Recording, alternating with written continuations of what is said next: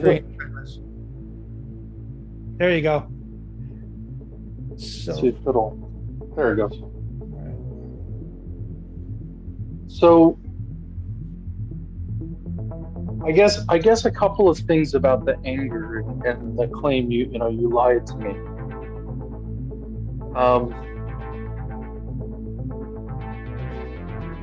a couple of things that I find curious about that. For any of us who've been married for a long period of time, there are aspects to our spouse that we knew nothing about when we married, right? And the same is true for them of us, right? right. That may not have come out until maybe a difficult time, or I don't know that it was even active suppression, right? I know that Carrie spoke today in our ward about, 2 years into our marriage, and I have this severe bout of clinical depression. Didn't know what it was, had no tools for coping with it, and it lasted 4 years, right? Right. And she had every right to be bitter and to say this doesn't meet my expectations, right? And yet she chose to stay with me, for which I'm very grateful. I'm not judging people who don't. I'm just saying I'm very grateful that she did choose to see through that period to the other side of it, right? It won't get you what you it won't get you where you want to go. So I guess really to summarize it is the idea from my philosophy professor of right practice is is more important than right belief or right opinion has been incredibly important to me in my life, right? The sin carries with it its own punishment, right? Yeah, We are absolutely. Again, it's as a the analogy. society, It's an yeah, analogy of jumping off a cliff and not expecting a dismal end. I yeah, mean, when we function outside of the laws of the universe and its effect on us, whether it be smoking cigarettes, drinking alcohol, or the promiscuity of a man or a woman within a marriage, these things have detrimental results. Hey, Mormon. Hey, Mormon. What Hey, you did you doing, hear your Mormon? church Mormon. cult, Mormon? Your You church going to gonna hell, call you Mormon? Mormon? Hey, Mormon. Bible Get out of tells me my you're face, going to hell, Mormon. Mormon. Get out of my face, you Mormon. I have been called a Mormon. I have been called a Christian. I am not a Mormon. I am not a Christian. I am a child of God, and my master is Jesus Christ. I am a Latter-day Saint on fire. okay. So anyway, thanks for coming out there, Eric. Doing this again. The last one was really a really nice conversation. Um, Yeah, I had fun. yeah, so did I. Now I put that one up on my YouTube channel, Latter Day Saint on Fire. So uh, so anyway, we did you ever get a chance to watch that little video I made about I did. what I call it arranged marriage to God? Yeah, that What was do you your think of metaphor. Yeah, what's that? I said that was your metaphor. Yeah. Yeah, what do you think about that idea? Well, let me let me ask you a question because I after I watched it, I wanted to ask you a couple of questions to make sure I understood first. So is that okay if I ask you a couple Yeah, of questions? absolutely. So, um, as I watched it, it seemed like what you were trying to do with that metaphor was to tease apart the sense of expectation and institution from the relationship with God, right? So, in other words, um, the fact that you were maybe born in the covenant, being like an arranged marriage, people who later left the church, you mentioned, treating it like a divorce, being angry at the institutional church. And then you made a metaphor about the person who married you and your wife. You wouldn't be angry at them if something went wrong between the two of you, right? It was they were there to have some authority to conduct the ordinance. So I guess number one, am I understanding the key parts of your metaphor? And number two, what with that metaphor, what is it you're trying to address? And maybe number two is more important, but Right. With the metaphor that I was addressing with the that whenever there is a marriage created through the authority of the government, okay. it's not the government's fault that you got into that arrangement. And nowhere where you would ever hear that dialogue from anybody who was getting a divorce and a bad marriage, that the government made me do this. Okay. That I was forced into this marriage, unless it was an arranged marriage by one government, such as like we talked what I talked about in days of past, in the days of kings and queens, there was always this arranged marriage. Is that correct?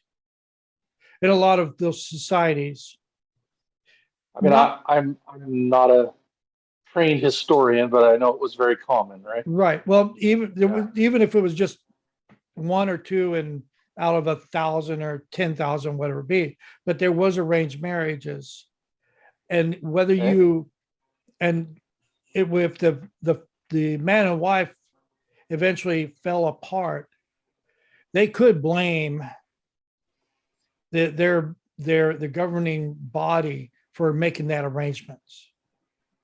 So whoever Okay. arranged that marriage from their birth could be blamed for that marriage. Okay. So in today's society, where there's not that kind of idea anymore, any marriage that is created is spontaneously made by the man and woman, and out of their desire and not the desires of others. And whenever they do get married through this civil order of God, civil order of the government, then they never blame the government for making that marriage valid. It's now the problem is between the two, if you can understand what I'm saying there. It's never the Okay. government. And so a lot of people blame the church for arranging that commitment they have with God, because it wasn't their choice. They Hmm. made the choice at 8 years old, but they were convinced to make that choice based on what they were taught or what they were led to believe, or were what would you say, prodded, as a cow would be prodded, or they would be, whatever the word you want to use. They were introduced to this idea. The idea sound good at the time, but later on their personality did became in conflict of what they first thought the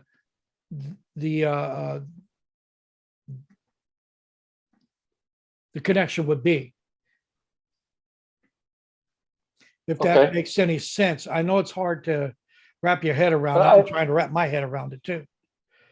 I mean, I think it makes sense. I don't know if I agree with it. I Well, mean, so tell me a that's little why bit you're here, more of what because you're. you don't Yeah. agree with everything I say, and I'm glad of that, because this would be a boring conversation. We'd be talking to the choir. Well, I mean,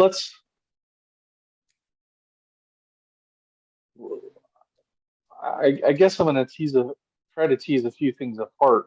One would be, um, one I think is very obvious, which is how you feel about God at 8 may be different than how you feel about them at 16 or 24 or 32 or whatever, right? And Right. so, um, I think there's room to say that a person's view of their commitment to God, uh, and certainly, at 8, you may do it as much to please your parents as anything else, right? Right. Or, but that's generally true in our lives. I mean, I think we get a little bit more independent as we get older, but I think as human beings, we often overestimate how independent we are. Right. We're, Right. Right. Right. we're pretty social creatures, and we tend to do what falls in the norms of the group that we belong to, right? Especially at a So, younger age, we're more influenced by our peers to follow after our parents at that time in that age than we yeah, would be at a more rebellious time, which is 14 years old or 12 or 13 or up to that age. Then we become more wanting to rebel against the parents' ideas.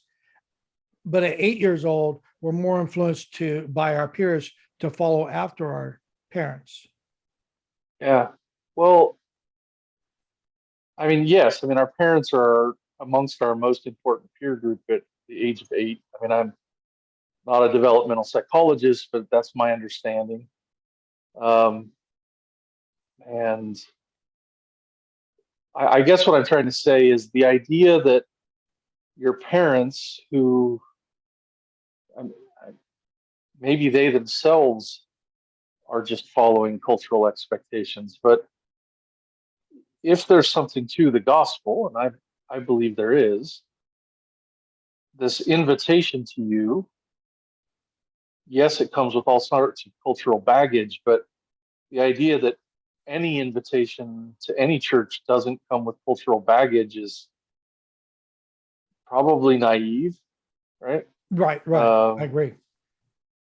I mean, so it sort of assumes what philosophy I was taught to call the view from nowhere, right?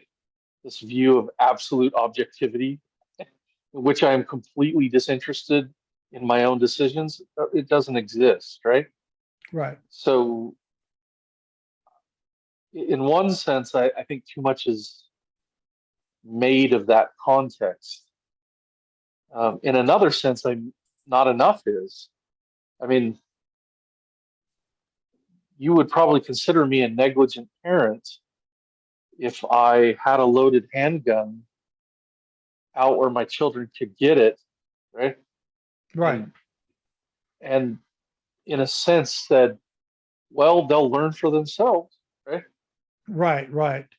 No, I mean there are certain things that But yeah, are, I understand where you're going with that idea, that it would be yeah, that are, a bad idea to lay out a gun on a loaded gun on a accessible area. So yeah, children would have to learn for themselves. This could be a frightening idea for the outsider that is coming into your home. yeah. So now that's a bit of a rhetorical cheap shot because that's not what I'm saying is the equivalent of the gospel, but I think it's a good place to start from, which is that we have background practices of things that we think are good and safe for our children, and we don't question them, and we teach them those things, right? We teach them not to play in the street. Regardless of what you think about the gospel of Jesus Christ, if you're converted and committed to it, I think you have to give some weight to that fact. I'm not disinterested in what my child's choice is, right? I am very much interested that they have the opportunity to receive some of the benefits that I see they can have, even if at 8, they're not going to fully grasp that. And they're kind of going, oh, well, you think it's good, mommy or daddy? Okay. Well, I guess I'll do what you say. Right. Right. And I don't lose a lot of sleep over that for a fairly simple reason, which is, as you've noted and in our conversations in the past, you know, if a child later on in their development decides this isn't for me, right? That's a possibility. I mean, we at least shouldn't engage in shunning of children who choose a different path, right? Of course, we're going to teach because we think we see something that would help them in the long run, right? Right. But again, I almost feel like in our society today, and again, not my area of expertise, but that there's this sort of idealized notion of childhood that we shouldn't instruct or influence at all as they're growing up so that they can choose for themselves.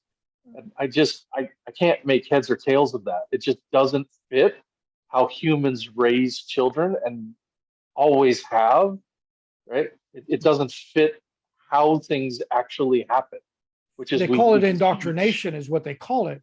Even within the They home, they call it call it that, but indoctrination. And then they say in the schools we have indoctrination. And that's the evil word like cult is the evil word, and it's misrepresented what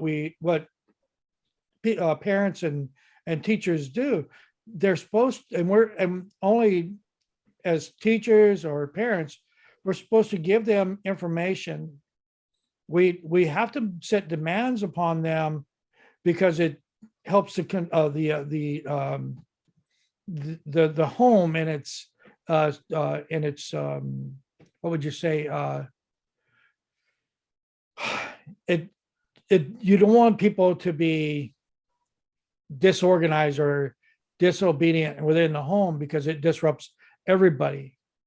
So you have to have a more cohesive unit at home versus whenever you allow them to take off there on their own after they turn of the age of count or age of 18 or whatever you want to remove them from the home. It's one thing when they're outside of the home and they choose a different life, but while they're in the home, there's a certain amount of organization within the home that needs to be. I'm losing my word. What I want to say, if you have people that are just anarchists at home, you're going to have chaos at home, just allowing them to do whatever they want. yeah, and I think that position of indoctrination is a very uh, loaded word that people like to throw around, right? Um, Not always, but often the same people that would accuse religious people of indoctrinating children are pressing for parts of the curriculum to be taught in elementary school, right? That could easily fall under the same category, right? I mean, Mao Zedong understood that if you really want to get a revolution going, take the youth, take the young people, change them through the process of education, right?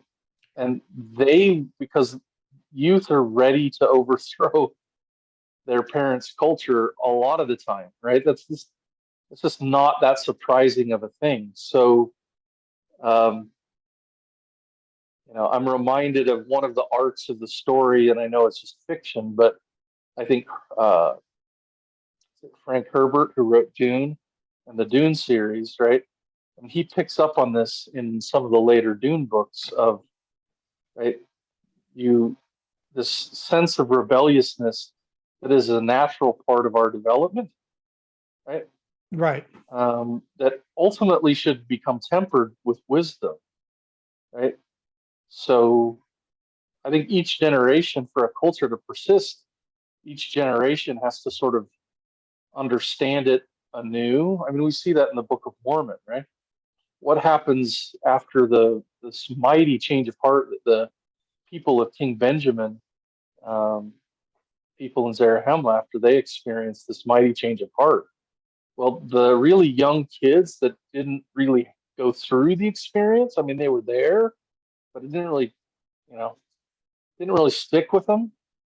What happened to them? Well, they grow up to basically say, yeah, well, whatever you think happened, we're not buying it in short form, right? You see this with Alma the Younger and the sons of Mosiah in the Book of Mormon too, right? Right. Excuse me. The same pattern of, I mean, think about Alma the Younger. His father was a wicked priest of King Noah, sees Abinadi, is converted. We don't have all of the backstory. Mormon, as the redactor, gives us a little bit of it, but he is profoundly converted. And we don't And even yet know his when own Alma the Younger was, if he was already a born, we youngling or don't, at that time, or yeah, how that we looked. don't know. We just know that he grows up to be a man who, for some part of his young adulthood into early maturity, describes himself as the vilest of sinners, who led people astray. And he even, in sort of his confessions to his son later in life, says, I was a murderer, right? I led people's souls astray, right? So this is I mean, the pattern is not uncommon, and we see it whether in the world or in the gospel. I mean, I think I've shared with you, and I know I've shared publicly, when I was around 16 and I told my dad I wanted to become a Buddhist, right? Right. And I had, you know, enough of a rebellious streak in me that I had kind of decided that I wanted to do life a different way. And if my dad had sort of given me the resistance that I wanted, really, I don't think I would have admitted that at the time, but I wanted him to try to oppress me so that it would justify my rebellion, right? Okay. And he didn't give it to me. He just looked at me and said, look, if God says you don't have to keep your covenants, I won't have anything further to say on it, right? Right. I prayed about that, but I actually already knew the answer. So I didn't pray with real intent because I kind of already knew, right? Like, yeah, I did make some promises. Yeah, I made them when I was younger, but what's that got to do with it? Am I willing to keep them now? Do those promises matter to me and to God, right? And so that covenant relationship helped me to focus on the right place, which not wasn't, does my dad want this, right? He sort of stepped out of the way and said, okay, I won't be in your way. I'm not the mediator of your covenant, right? Is this what God wants for you? And is this what you want? Right. Right? Now, I got a question. Did any of your Yeah. children go through that same scenario? Um,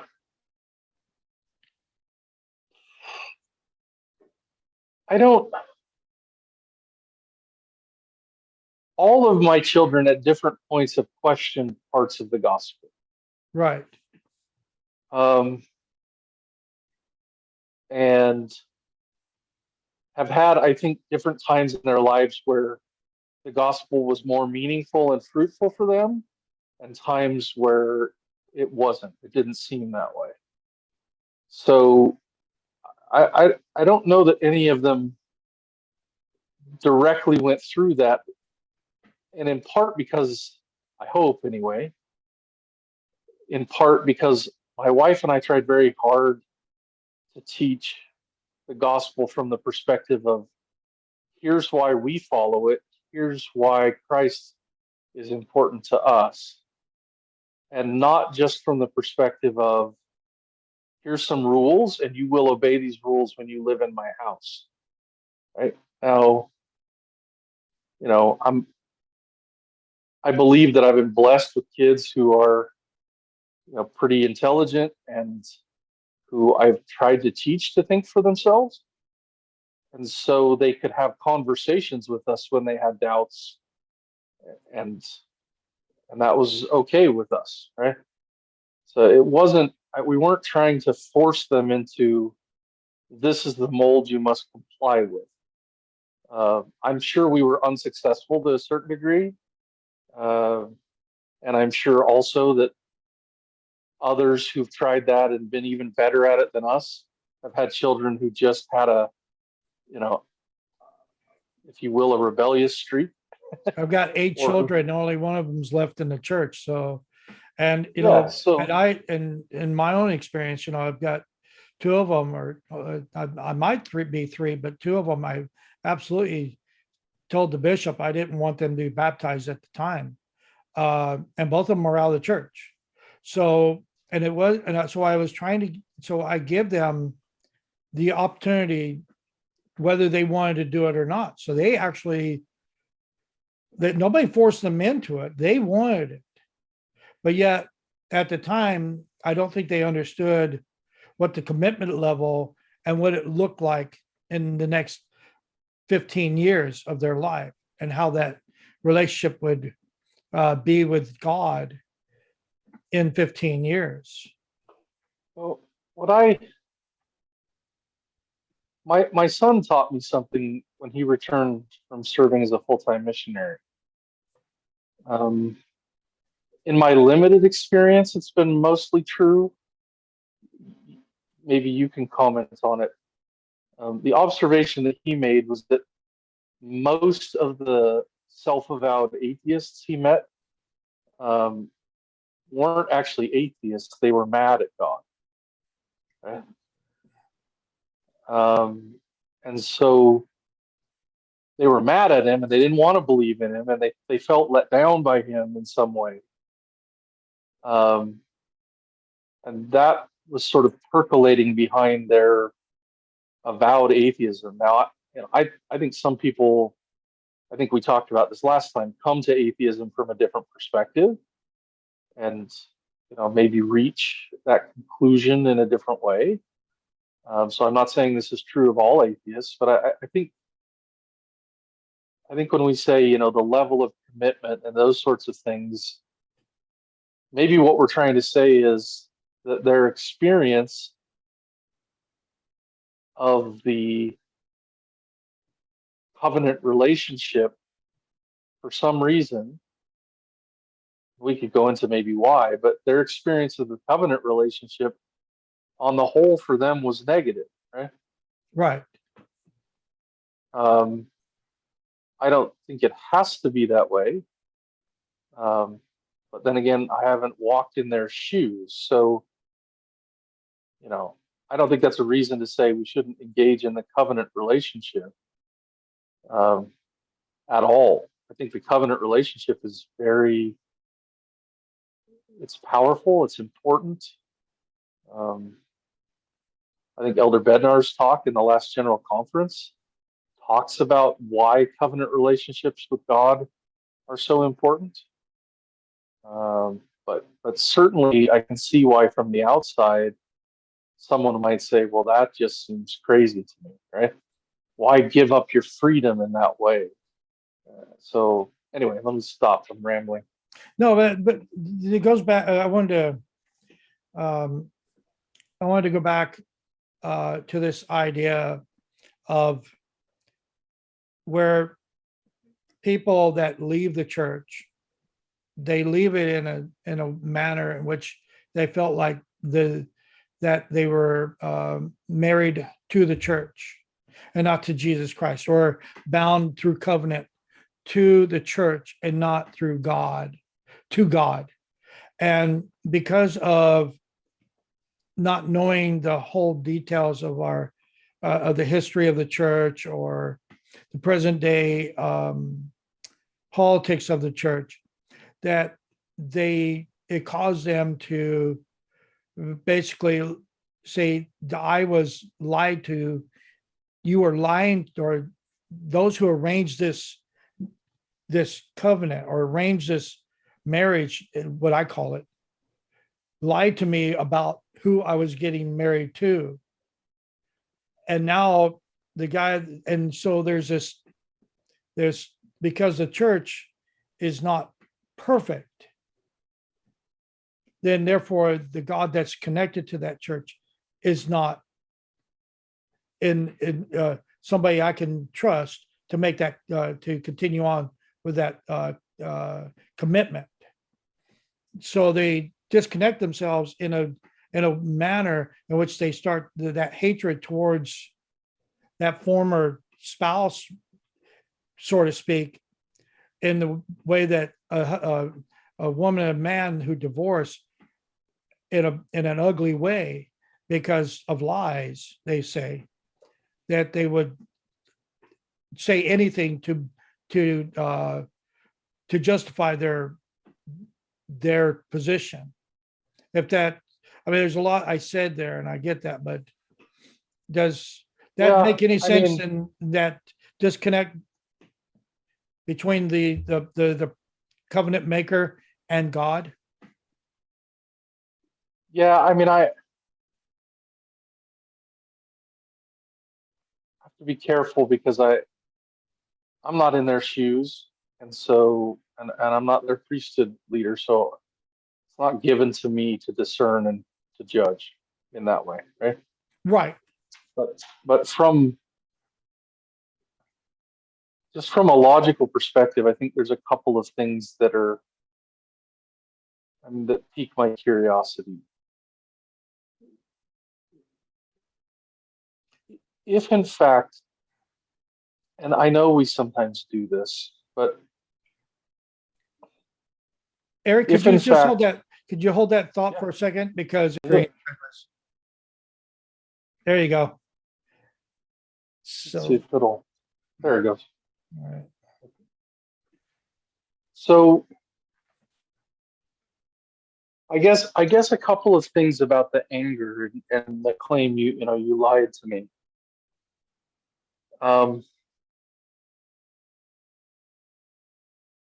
a couple of things that I find curious about that. For any of us who've been married for a long period of time, there are aspects to our spouse that we knew nothing about when we married, right? And the same is true for them of us, right? Right. That may not have come out until maybe a difficult time, or I don't know that it was even active suppression, right? I know that Carrie spoke today in our ward about, you know, 2 years into our marriage, and I have this severe bout of clinical depression. Didn't know what it was, had no tools for coping with it, and it lasted 4 years, right? Right. And she had every right to be bitter and to say this doesn't meet my expectations, right? And yet she chose to stay with me, for which I'm very grateful. I'm not judging people who don't. I'm just saying I'm very grateful that she did choose to see through that period to the other side of it, right? So, what can this covenant relationship, as it is, can it offer something, right? Maybe it isn't the way it looked when we first got married, but can it offer something? I think the answer to that is yes, now 29 years later, right? But it's not the same thing that she thought it was when we first went in. Um, I think that's true of all relationships as they mature, as you see other sides of your friends or your spouses, some of which you like and some of which you don't. Um, so I'm not quite sure, unless there actively was claims going around that the church is perfect and has never done anything wrong, which I've never heard. But I've heard a lot of people who I consider maybe ill-informed who think that any question of, hey, maybe that wasn't the best idea, or did we handle that really well? I know a lot of people who think that that's somehow being unfaithful. You know, and I feel bad for people who don't learn to see beyond that, right? That's, you know, Yeah, I see what you're I saying. find in the teachings of the prophets, I mean, Brigham Young is not my direct ancestor. I'm related to his sister, Susanna, right? He's not my favorite prophet. I mean, he was a pretty autocratic guy, right? Um, But he doesn't have to be. I was never alive when he was the prophet, right? Um, I don't, growing up with my sort of punk rock mentality from the 80s, I I I don't know how I would have reacted to him, right? But um, on the other hand, and for example, as a young man, I was not a huge fan of President Kimball's. I felt like all he was talking about was sin all the time, right? Right. And as I've gotten older, I don't know exactly where I got that impression from because I mean, he taught, while very clearly about sin, he taught about love and forgiveness and compassion and trusting in the Lord and not relying on the arm of flesh. Like his talk, The False Gods We Worship, I consider to be one of the great classics of the gospel, the restored gospel of Jesus Christ, right? And I read it after 9/11 and sort of the patriotic fervor that we had at that time, and it really caused me to rethink some things about what I believed and why I believed them. And this is coming from a prophet, right? And Right. he was writing back in 1976. So, I mean, there are true principles out there, even if the person who delivers them may not be your favorite. That may say more about you, or let me just say it may say more about me and where I was at that time and my maturity and ability to receive teaching than it did about the ultimate value of what was being taught. I mean, when I went to BYU for undergrad, there were things I learned there that I had never heard before about the history of the church. I'm super grateful that my professors and my, you know, fellow students shared some of this history with me, and that I then could step back and sort of judge, okay, given these events in our history, what do I believe? What is important to me? Do I still believe there's a covenant relationship? The second point that I want to make, though, is, and that's maybe the first is the most important one, which is, yeah, if we're confronted with things we didn't think were true, I think the question becomes one of, what is it that God wants of me? Is this his church? Did he restore his priesthood keys here? If he did, then I'm going to have to put up with the warts and figure out what I can do, right? And what do I learn from that? If not, then it doesn't matter anyway. You know, what are you mad about, right? So that's one part of it. The second part of it is I have a very intelligent young man who works for me, who is also an atheist, and we have conversations from time to time. And he's specifically said, well, if God is perfect, why are all of his institutions so imperfect? Right? And I almost don't know how to answer that question because it presupposes an assumption that I just think is invalid from the start, which is that because God is perfect, he can force us, human beings, to be perfect. Which, if that's true, then why hasn't he done it already? That feeds right into the problem of evil, right? I reject that assumption. Right. I believe he cannot do that. Yeah, That absolutely. I don't see that God could, and that was the first failure of what we would claim Satan had introduced, was the idea that he could control the outcome by controlling the beings that he introduced to the earth. But there is no control over individuals because they are free will, just as, and we can only choose. And yes, we could succumb to pressure, but after that pressure is released, then we will we will obviously avoid that pressure again.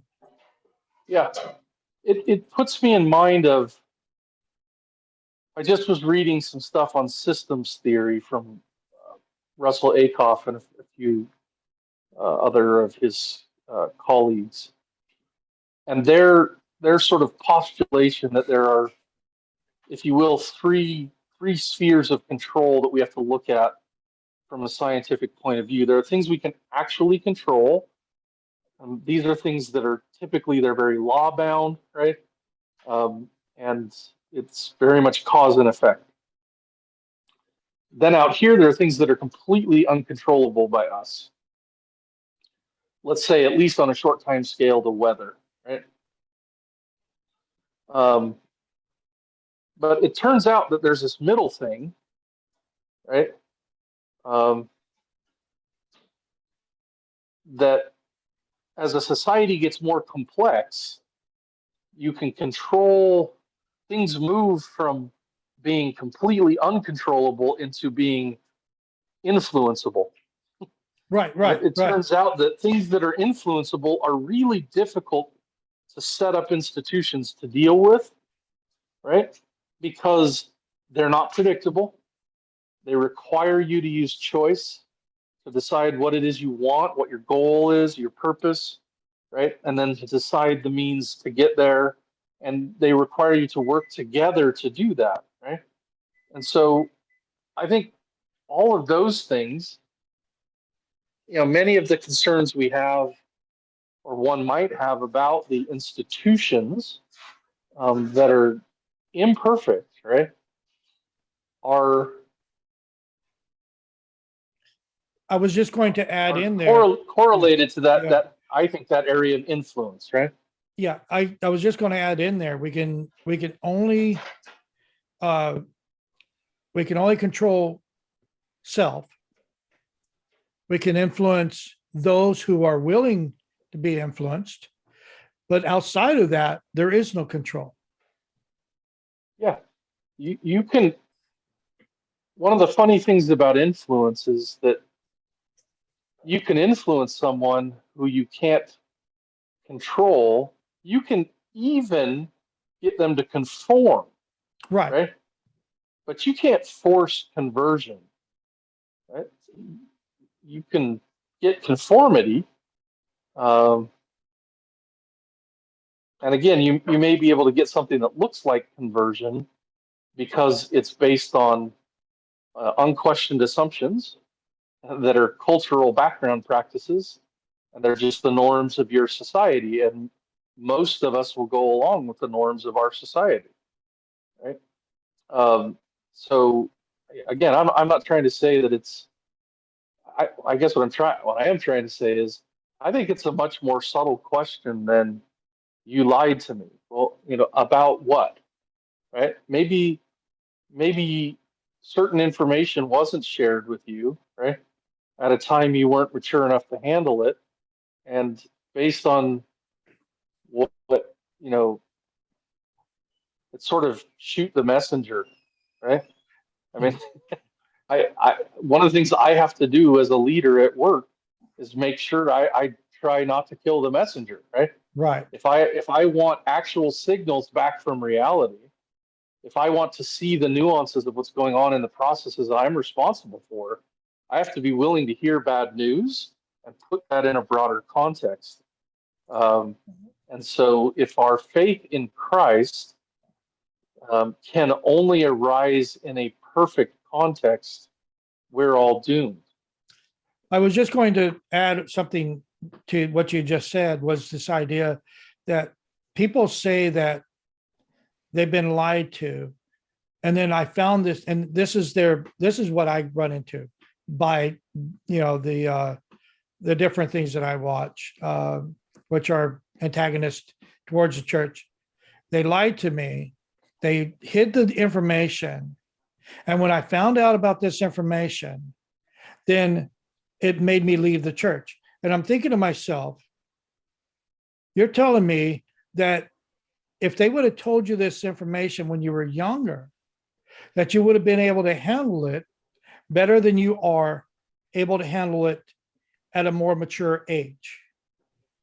Yeah. You understand what I'm saying? So no, I totally do. You were never ever going to be able to handle the information. Your maturity does not allow you to even accept it when it was presented to you at the time. You left the church based on information that you say that somebody hid from you. Yeah. I I have a I have a brother who is a partner at a financial services firm. And I don't have his permission to share this, so I won't share a lot of details. But um, not that it's anything confidential, but we were talking one time about the difference between being an employee and being a partner. And he said, well, one of the weird things is being a partner is now when employees come to me and complain about things, I kind of can look at that. I hope I'm not putting words in his mouth and say, but yeah, but you don't know the full context, right? I do. I'm in these meetings. I see our financials. I know why we made this decision. Um, and at least in the context he was sharing it at the time, it was sort of a reflection on, uh, you know, him coming to see kind of his maturation in thought process of the importance of understanding the context, right? And what was happening and what was motivating certain decisions that from one viewpoint don't look like the right decision maybe to someone who's impacted by those choices, but maybe the right decision by another group who is trying to, balance several factors and make the best decision that they can. And so um, I think to me, part of this, you lied to me, therefore I'm out. And again, I haven't dealt with it up close very much, but I've had to wrestle with it myself and finding things in our history that I'm like, what? Um, Yeah. you know, but in doing so, my perspective is one of, and a good friend of mine taught me this, one of my mentors. How could this be true, right? The Rabbi Abraham Joshua Heschel said that wonder rather than doubt is the root of all knowledge, right?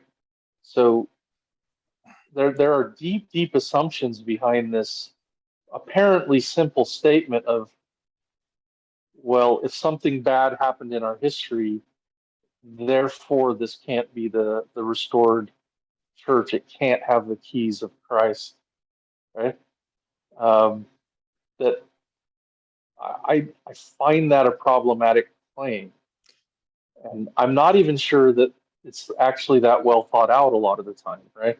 Right. I feel like in a lot of those cases, what's happened is people have felt, and again, maybe not all and maybe not even most, but in at least some of those cases, my experience has been that many of those people have had a bad experience with someone in leadership in the church. And, I've had some of those, probably not as severe as what some of our brothers or sisters have gone through. But I've had priesthood leaders that I'm like, well, that's a wrong decision. Like Right. that's not the right call. But I also understand the principle of stewardship, right? That's not my stewardship there, unless there's some, if somebody were beating someone, I might have some stewardship to step in and stop the immediate thing. But hey, if you're making an organizational decision that I'm not particularly fond of, right? That I think may not be the right direction to go, but it isn't my stewardship. Okay. Like I'm not the boss of everybody, right? Right. And I don't have all the context. Yeah. So again, the the reason that I brought it up as a marriage is kind of this who I think, well, I'm going to go to this. When the missionaries go out and they inform of people of the restoration of Jesus, of the gospel and of the church, I think there's a tendency within that to pull the people into the church, a covenant with the church, instead of really emphasizing more so that you're making a covenant with God and the church is the vessel in which enables you to fulfill those covenants. Yeah, I don't know. I mean, maybe, when you and I were growing up, I mean, I'm impressed by the things that my son was taught as a missionary even 5 or so years ago, about the doctrine of Christ. I think to the extent, even when I was a full-time missionary in the early 90s, we were taught a lot about experiment upon the word, pray and find out for yourself. Um, it's certainly the case that we talk about this being the one true church, and that can sound so incredibly arrogant, and yet it is true in the sense that it is the one place where the keys have been restored. Our our prophets and apostles hold those keys. Right? No one else on earth holds those keys. Right. Period. There are plenty of other very fine people with insights and inspiration about how to follow Christ, or even, as I've told you, I'm very fond of a lot of the Buddhist teachings. I have deep respect for the Dalai Lama. I think he teaches some pretty amazing things. I think his life, and his willingness to teach about peace. I've been, in my life, you know, an admirer of Mahatma Gandhi, Martin Luther King Jr., even of Malcolm X. I like a lot of things that Malcolm X had to say, right? Um, the, those, Mother Teresa, there are some, you know, teachers of wisdom in many traditions. I sat zazen with a Buddhist priestess who I found to be a very intelligent, insightful person, right? So I don't think the claim that this is the Lord's restored church is in any way, shape, or form a claim that we are the only ones that have truth. And I think you would find that most of us believe that there's truth out there in a lot of places. So I sometimes do think our language is a little bit imprecise, Right. and maybe in that sense might be unfortunate. But you know, um, ultimately, I mean, when you teach somebody about the covenant of baptism, at least as I've ever seen it taught, it's Mosiah 18:8 through 10, right? Whose name are you saying you're willing to take upon you? Who, like, that is a pretty clear statement about the content of that covenant. Um, But so is the message really coming across that way to the receiver? That is the question. It's not so much that we're not delivering the message correctly, I well, think. Yeah, but it seems like the message is not connecting with the receiver in this way that we would hope it would be received, because people, like I said, so many people, especially in the United States, there's so many people that are leaving the church based on that they connect the covenant they made with God with the what they call the corruption of the church, yeah. where it doesn't Um, matter the so what I would say, even if the person who baptized me fell into apostasy and everything like that, at the moment that he baptized me, he had the authority of God to baptize me, whether he was righteous or not. He still had that authority. But so, yeah, do you follow what I'm saying there? I do, but I mean, I think we have the wrong model playing in the background of the role of information. So let me share an analogy that comes from a different domain. As you know, I'm a martial arts instructor. I've been studying and teaching this martial art now for 29 years, with about a 2 year hiatus in there, at one point. So 27 years of either being a student or also being an instructor and a student of this art. When I, biased as I was by my own university education, when I watched my master teach, I was often puzzled by why he didn't explain things more upfront. It seemed to me that if you explained things to people better upfront, that they would get it faster. So when I became a teacher, I tried implementing that. And it didn't work. Didn't work at all. What happened was people got really good at talking about the martial art and not very good at doing it, at living it, at being able to actually embody those principles and, you know, move in a way that helped their chances of surviving a violent encounter and, you know, going home to their families. It explaining it up front, being heavy laden with information, turned out to not be terribly helpful. Now, what did turn out to be pretty helpful was to give really clear directions and expectations about how to move your body, right? Give you cues and help you practice. And then once you got to a decent level of fluidity to say, now can you see this works because of this, right? Now there's a place and room for that conversation to have an impact. And they go, oh, okay, right? So we come from a Western tradition whose bias is towards information, right?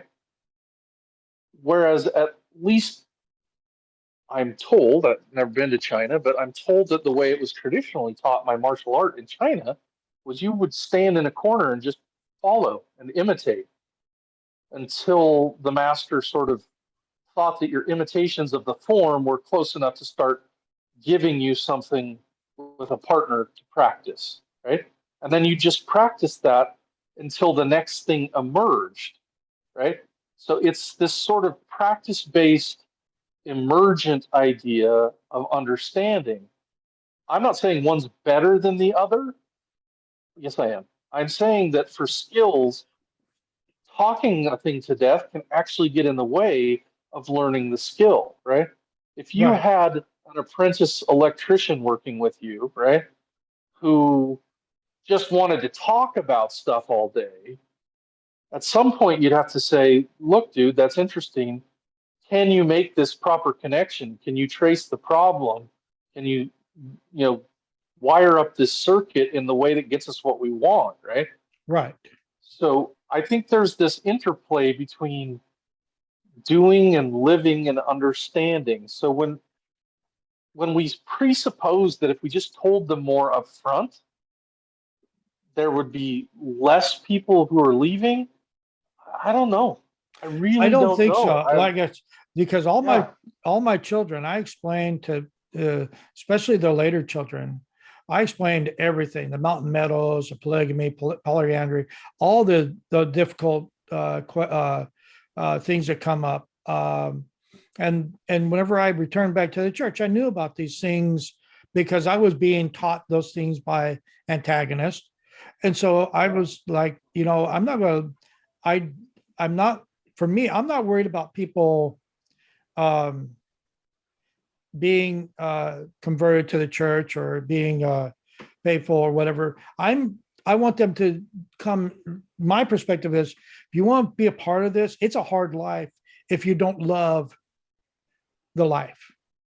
So I'm going to give you an opportunity to not have any reason or doubt of my honesty, so that just in case you do come in, you're not going yeah. to be surprised by anything that you can later on find out. Now, that doesn't. So what you're saying is, if I'm showing, let's say I do math. I mean, I'm a horrible math person, but I like using the analogy of math. If I talk about the number one to a 3 or 4 or 5 year old, and only talk about it without using an example like that, then the child would never understand what the word one or singular would ever be. You have to have an example of what that one looks like. And then you cannot, and then once you, but if you deliver the from what the word one represents, and then you build all the way up to trigonometry without them actually putting it down on paper or using objects to to uh, um, to represent or to fully understand what the uh, how would you say it, how it physically works. You know, when you put an apple here, one apple here, and you put one apple here, and you bind the two, now you have the word two, which represents these two apples, or these apples that are one and one equals two. Now they can physically touch the apples and know what it means to be one and know what it is to be two. And but if you were trying to teach them from point zero, uh, and then try to teach them trigonometry in one day, they would get lost before you even got started. And Yeah. that's so to say that we're trying to hide information from people is not correct.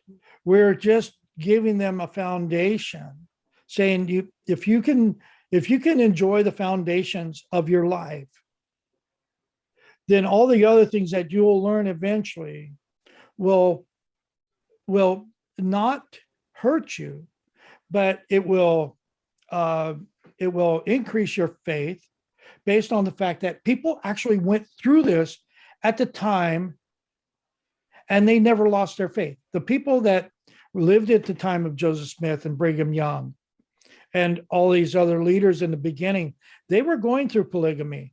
They were going through the Mountain Meadows Massacre. They were going through the polyandry and all these other things, but yet they held on to that faith for whatever reason. And there was anti-Mormons out there at that time speaking vile things, even from those who had left the church, were just as much as the groups that we have today, spewing vile things about the church. So we could either use the example of those who stayed faithful at the time this stuff was really going on, and because we have such a solid foundation of these principles that I'm being taught, the word of wisdom, the tithing, and all these other principles that we share as a common core to be successful in life. If these are working, then all these other things that come up can be strengthening powers instead of debilitating or taking away from that.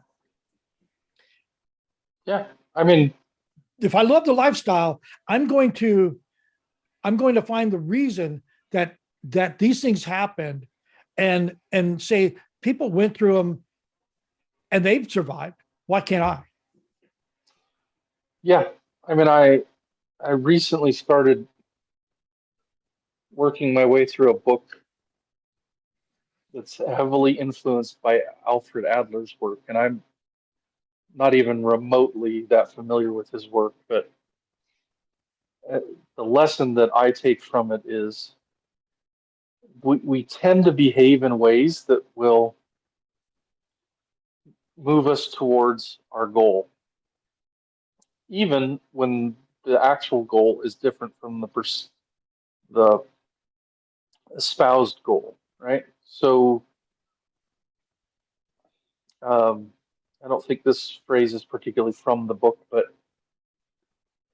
I kind of condense things in my head into little phrases or formulas. Um, you know, people would rather feel special than be happy. right?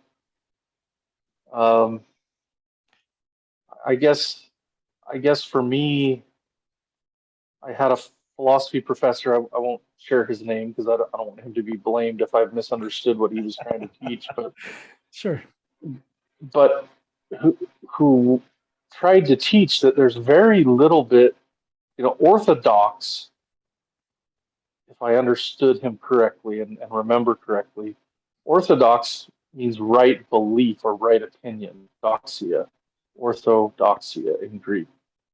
Whereas, and there's very little that I have to believe in the Church of Jesus Christ of Latter-day Saints.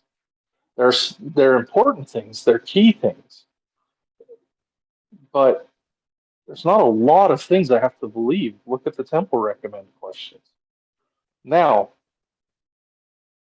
however, there is much that I must do, which he called orthopraxia, right practice, right? And I suppose that resonated with me in part because it left me some, in my rebellious sense of myself, room to think for myself, right? And it also left me room to focus on the practices that sort of constituted being part of this community, right? Being part of a covenant community. And we use the word institution now very pejoratively, but the notion of a church doesn't even have to be perfect, for as no community is perfect, but it's primarily a vehicle for the authority and the keys to be exercised so that I can enter into and renew my covenant relationships with Christ. And it does a lot of things that help that. And some people within it do things that don't help that. But so what? In one sense, I don't mean to be flippant. The question is, really? You believed that everyone in the church was perfect? And so now that you found people who are not, everyone is wrong? Like, it's possible. I mean, most of the sensible priesthood leaders, and again, I've had some who are not so sensible, but most of the sensible priesthood leaders I've had the privilege of dealing with or serving with have been willing to say, look, I don't know it all, right? I'm doing the best I can to hear the Lord's voice. And sometimes they even shoot themselves in the foot. Yeah. I remember hearing from somebody when I was called to a position that I was, that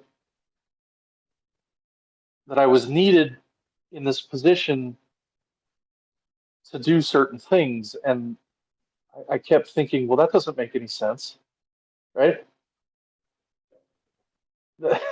Logically, I'm not going to go into the details because I don't want to embarrass anybody involved, but I thought that doesn't make a lot of sense to me.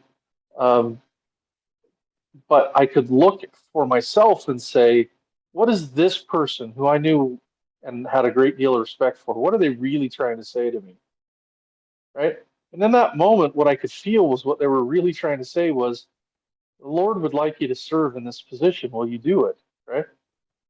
Well, yeah. Right? Sure. If that's what he wants.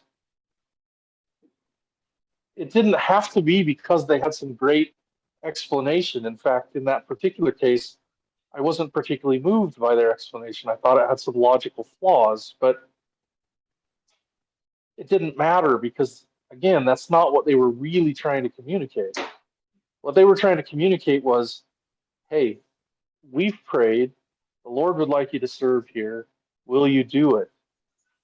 And by the way, we think you can do a good job in this calling. I'm okay with every single one of those messages.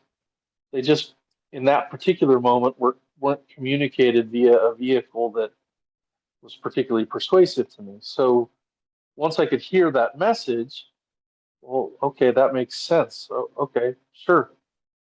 But that had, these are good men, at least the instance I'm thinking of, who were trying their best to explain something, and the fact that I'm a little weird and don't like certain kinds of explanations, it's not their problem, right? That's not their problem, and I'm not going to hold it against them as such. Something I can learn from and reflect on, right? And equally fairly, you know, other people might be genuinely helped by that kind of explanation, right? So the fact that it doesn't help me particularly is not an indictment of that kind of behavior in general. And that kind of maturity, I don't think a lot of these people, maybe they do, I don't know who they are, but just things I've come across 2 or 3 steps removed, I don't know. I feel like the claims don't evidence that kind of wisdom yet, right? Right. It's not so much, hey, I tried it, I gave it a real effort, it just wasn't working for me. This works for me better, right? I've seen some like that, but the vast majority are like, this is such a crock, and this and that, this, and I'm like, look, I've known about that stuff for 30 years. Like, what are you talking about, right?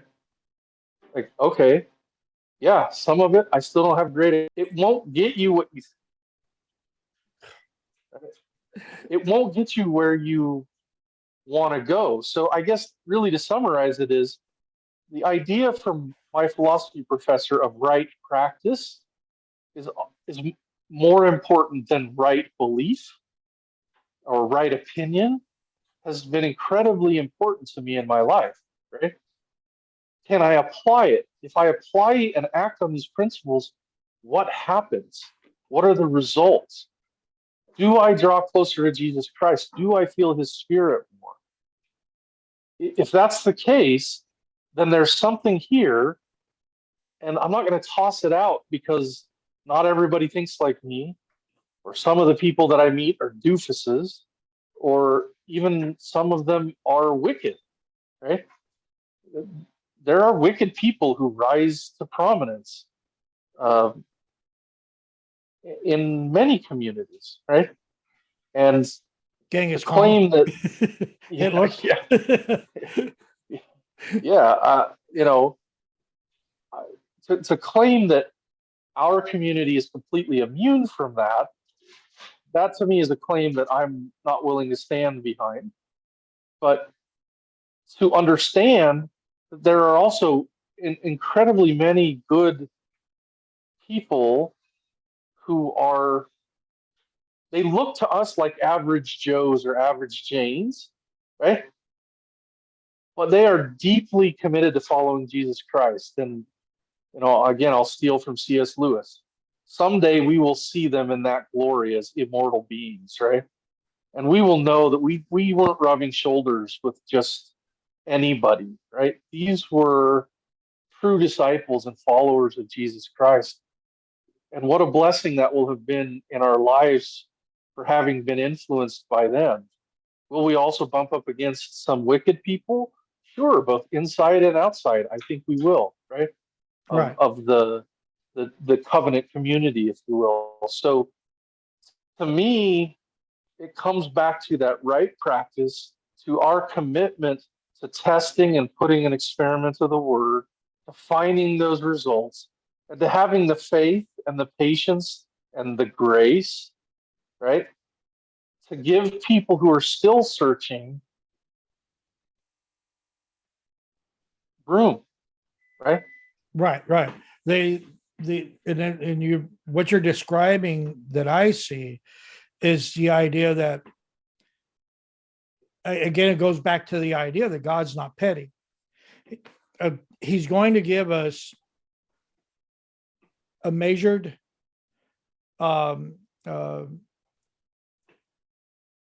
event here on this earth so that we can experience these things, so we can make a choice now. And it shows who we are as a human being. And that's really what it comes down to, is just trying to figure out who we are, how we will develop, and what makes us feel empowered in life. Yeah. Again, the word elect is used within our understanding of who we see us as. The Church of Jesus Christ of Latter-day Saints, we would say that we are the elect people, and therefore the elect people would be very few, not the masses. If it was the masses, if 90% of the world was of the church, then we wouldn't be elect people at all. We'd be just common.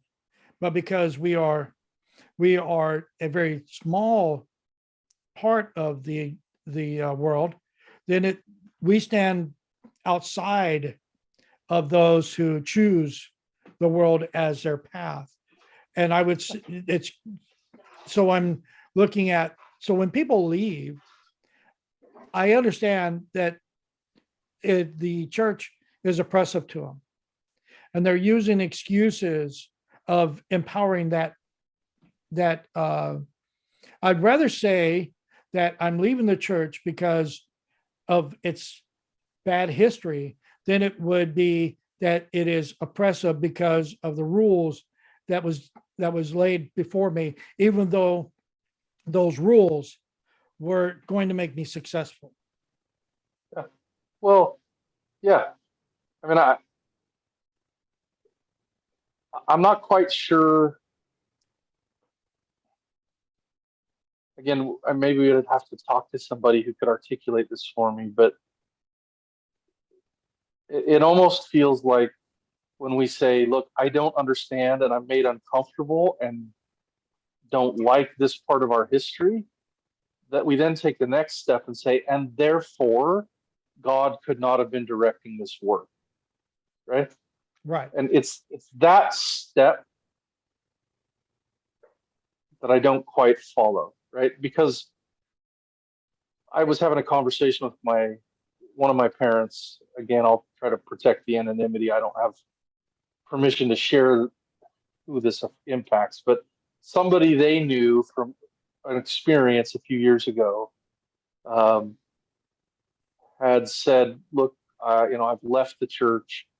Uh, I've become convinced that none of these claims are right, and I just want to follow the New Testament church." Right? To which my parents sort of said, "Where's your apostles and prophets? Where are the things that Christ himself said were part of his church?" And it was a respectful exchange between the two, but it boiled down to, I'm not going to answer that question. I just no longer believe, right? Right. Okay. I mean, at that point, all I can say is, well, and that's fine. I think there's plenty of people even that are marginally still in the church who don't really believe. And by believe, I mean practice Yeah. and exercise faith, right? Not just assent to some statement. So, but the arguments for why they're leaving, right? I mean, I think if we could get them in a room and have them feel safe enough to talk openly, I think they might say, look, I think there's an easier path to Christ over here, right? Right. And you say, well, good luck with that, but I don't think so, right? Or an easier path to happiness.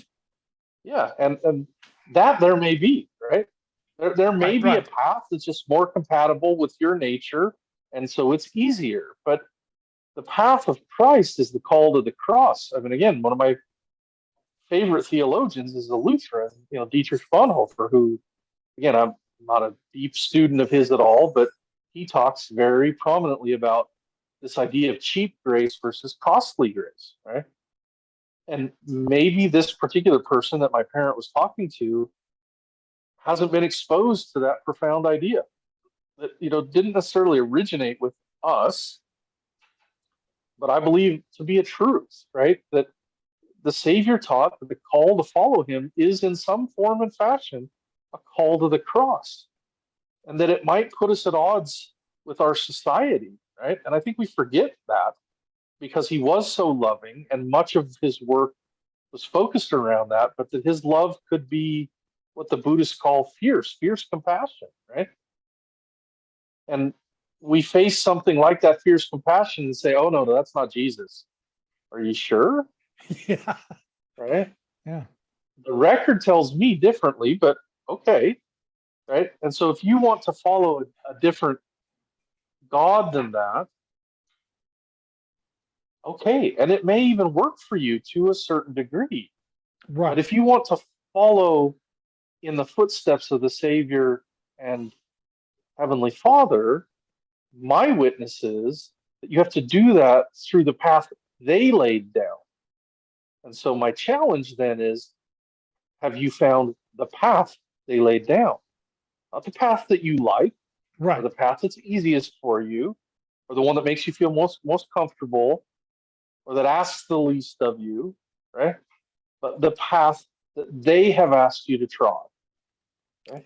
It's like he asked two people, will you follow me if you, but when you follow me, you have to sell all that you have and then you follow Yeah. me. And so are we willing to sell all that we have? And I love the Lamoni's dad who I will give says, away all my sins. Yeah. first he's saying, in order to save my life, I'm willing to lay down my sword and give you half my kingdom Yep. to Ammon.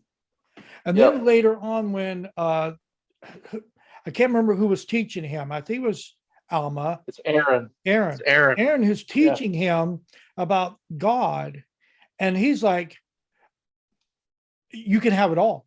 You can even have all my sins. Yeah. I'm willing I'll to give give it. Yeah. everything." And so when we commit to God, it's not just giving up our worldly goods, but it's a willingness to give up our soul and the very deepest of our desires so that we can become one with Jesus Christ and our Father in heaven. And many Yeah. people are not willing to go that far. Yep.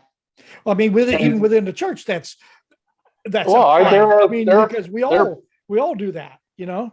I'm not sure I've reached that point yet, but I know I I haven't, you understand. know. I understand that's the goal, and I'm trying to learn through process of time to be refined so that I get there, right?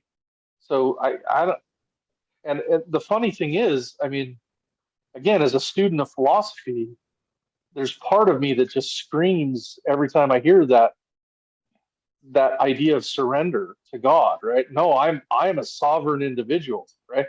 Yeah, right. Yeah, I absolutely am. But And so that's he won't the first force me nature into is to surrender, get away from right? even the Right. consequences of our actions, to be sovereign.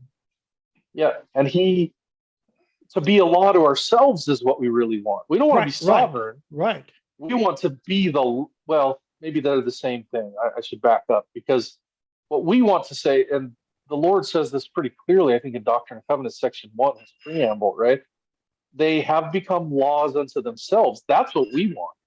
We want to break cause and effect. We want to say, let me sin and be happy in my sin, right? Right. And that is not the nature of reality, right? It's not how it works. It's not how the things are coupled together. The Lord's not saying, look, I'm going to punish you. I mean, maybe he is, but I don't read the gospel that way at this point in my life. I read the gospel as the Lord saying, if you do this, these are the consequences. This is what happens. A good friend of mine, said that his Buddhist meditation teacher used to say to him, the sin carries with it its own punishment. Right? Yeah, We are absolutely. Again, as it's a the analogy. society. It's an Yeah, analogy of jumping off a cliff and not expecting a dismal end.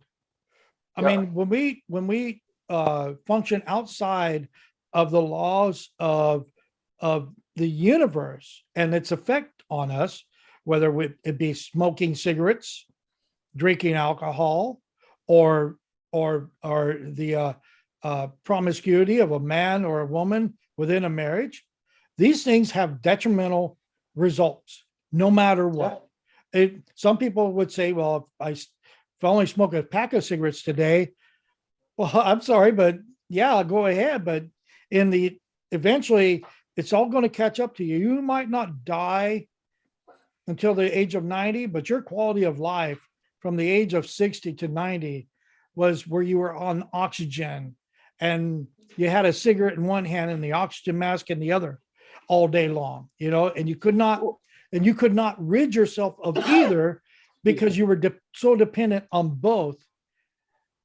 and that uh, it enslaved you. Well, and you missed. So let's say that no physical effects happen, right? Right. This is one of the things I had to learn about the word of wisdom. At least this is my interpretation. Let's say that there weren't, for my genetic makeup, that it wouldn't have made a difference, which is true for some people, right? Right. Okay. So what did I miss? I missed out on the opportunity to lay something on the altar before God and what that might have taught me in that covenant relationship, right? So it isn't just the fear of the bad consequences. It's also, you know, people say, if I knew what I knew now and I went back to high school, you know, I'm not trying to be too hard on myself, but man, I was a selfish little jerk in high school in a lot of ways, right?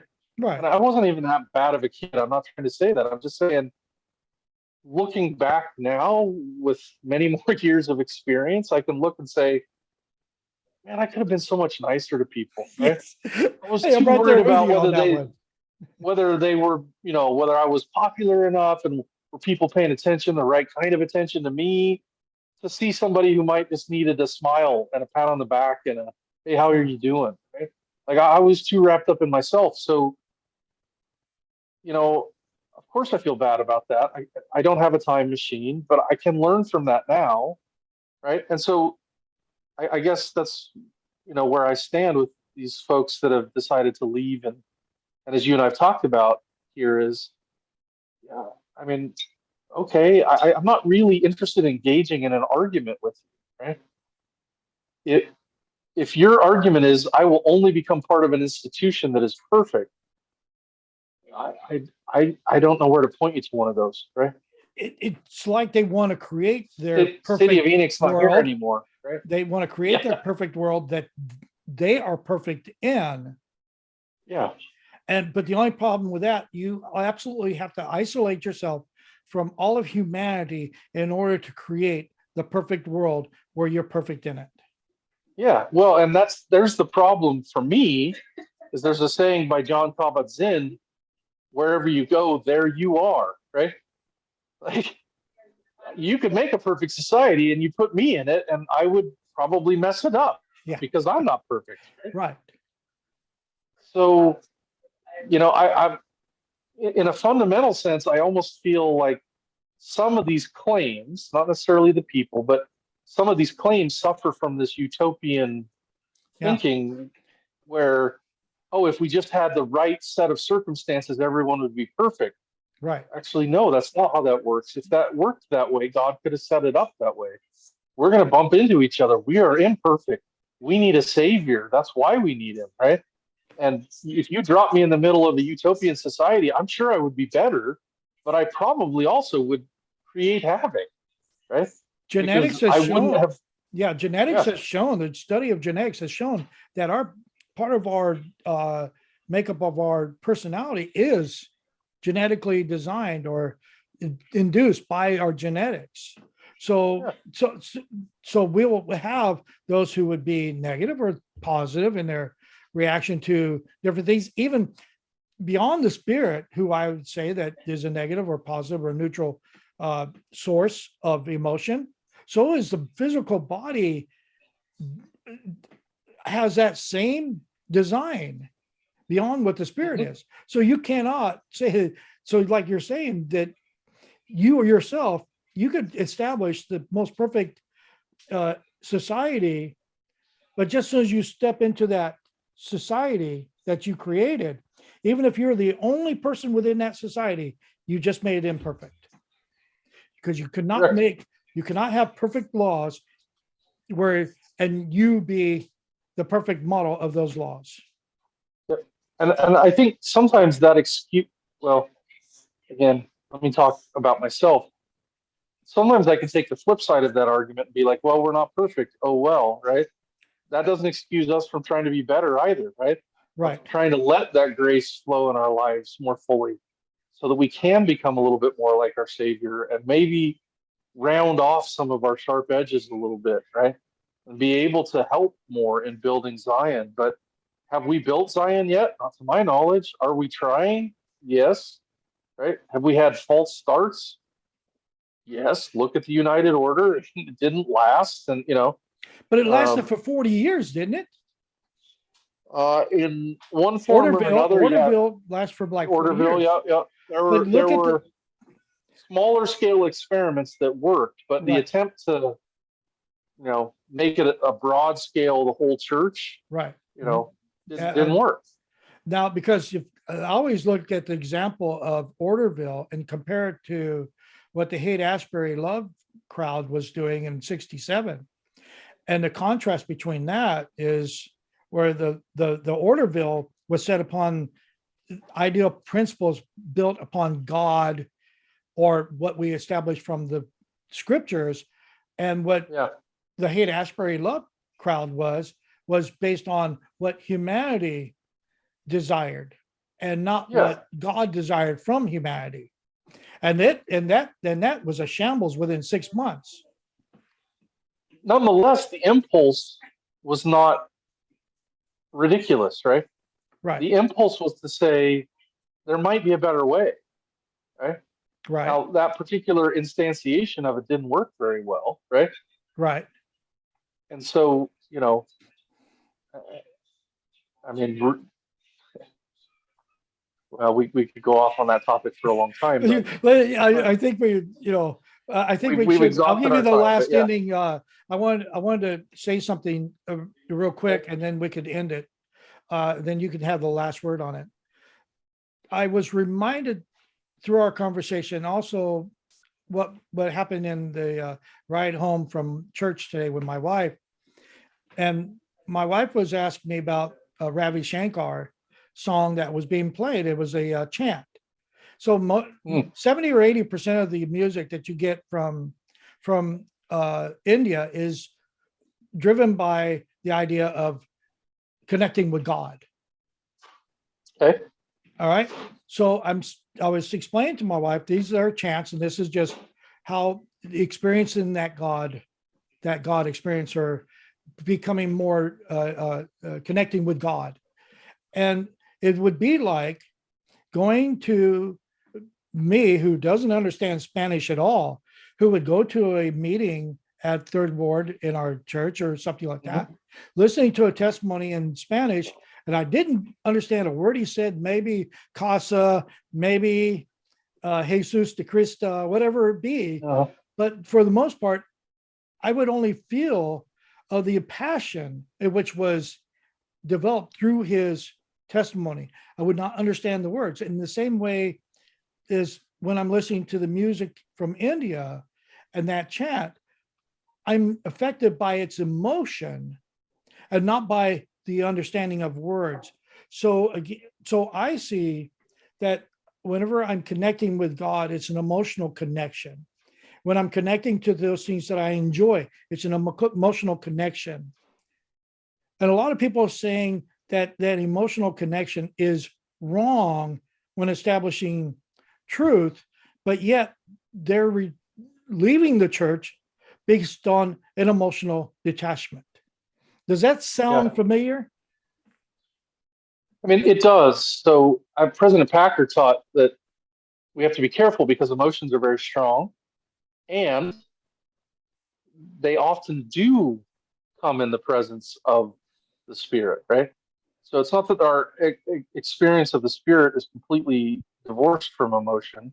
My personal experience is, and this came from my bouts of depression. One of the things with depression is you have to, at least I did, had to learn how to rebuild a life where you don't entirely trust either your thoughts or your feelings, right? Right. And I had to learn then that peace was about the only feeling that couldn't really be counterfeited. I could be distracted, right? And my conscience wouldn't bother me for a while. from sin. I could, I'm not saying sin and depression are the same thing, they're not, but I could distract myself from my anxiety. I could, uh, there were all sorts of things I could do, but I couldn't counterfeit peace, right? Right.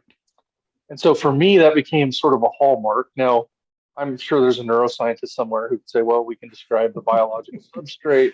Right. Okay, just the fact that the spirit can act on, the physical body.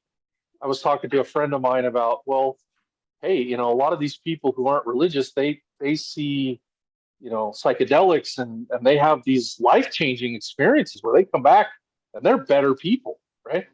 It's kind of a quasi conversion experience. And he said, why are you so surprised by that? We have bodies. The spirit can use the biological substrate, but the biological substrate can be directly stimulated as well, right? Like which I thought was an interesting idea and probably right. It resonated with me. And he's been a good guide and teacher for me. So my basic idea there is, yeah, can emotions, can the energy of music open you up to being more open to an experience with God? Yes. Should we be careful that we're not confusing the emotion itself with the experience of God? Yes, right? But emotion, music is the language of emotion, and emotion often, kind of like when I was learning some Taoist meditation stuff, they would say, look, chi follows blood. And so most of what you feel is blood flow when you're first learning to meditate this way. You're becoming aware that your blood is moving. You're not actually feeling your chi move, right? Well, maybe if you feel these good emotions at first, right, you're actually feeling those good emotions. And that gets you a little bit closer to God. Those open you up and put you in a state What's where wrong you with a might good feel emotion? What's good wrong with a good feeling in life? If you're feeling good about something, and that's directing you towards a more successful relationship with God, yourself, with others, then what's wrong with that feeling that you're having?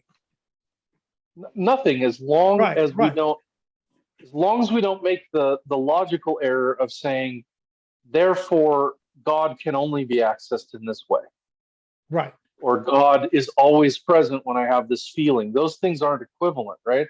right. As someone who suffers with clinical depression, my feelings in the presence of God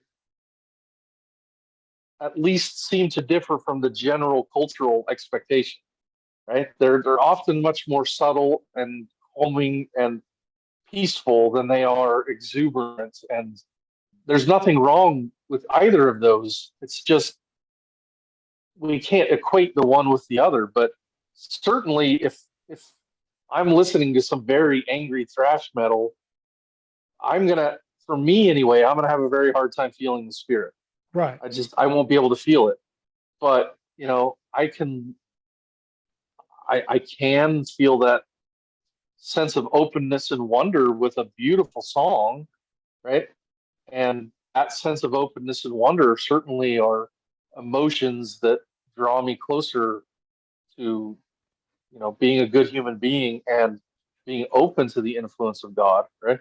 Yeah. So anyway, This has nothing to do with music, really. I mean, music was just one of them things that I enjoy, you enjoy, but it can be yeah, any act that we perform that draws us, meaning whatever we're listening to, does it help us, whether we're listening or whether we're in the act of service for our fellow man, because we want to be in service. It's anything that draws us closer and gives us a good feeling. I don't care if it's the puppy dog in your lap. If it's giving you a good feeling, then you can build off of those good feelings and be directed. The puppy's in my lap and that feels good. I'm not hurting the puppy. The puppy's not hurting me. We're having this great time. When we're in church, the puppy's in my lap. I'm having a good time here. What I'm listening to is filling my soul with good things to learn from, to build my character from building my testimony from, because somebody had experienced something in their lives that touched me intimately, so that the concerns I was having with the church, that particular concern is no longer valid, because even though the event happened, it has no place in my value that I have towards my relationship with God. Last word. Oh, thank you. I mean, I think there's it's a good conversation to have, at least just to let people know that many of us have thought about and experienced challenges, and even thought about and had access to the information that is causing you doubts and fears, and you know, that if you so choose, there are those who are willing to chat with you about it, and to maybe help you see that, again, like you said, that there's a bigger world around those doubts and fears and concerns, and that world also has, you know, good things, and that your covenant relationship with Jesus Christ is deeper and stronger than the concerns you might be having at the moment. So anyway, Very nice there, we'll Eric. chat soon. All right, man. We'll do this again, won't we? Okay, yeah. Hey, well, you have All a right. great day there, Eric, and it's been wonderful talking to you. Likewise. See you, AJ. All right. Goodbye. Bye.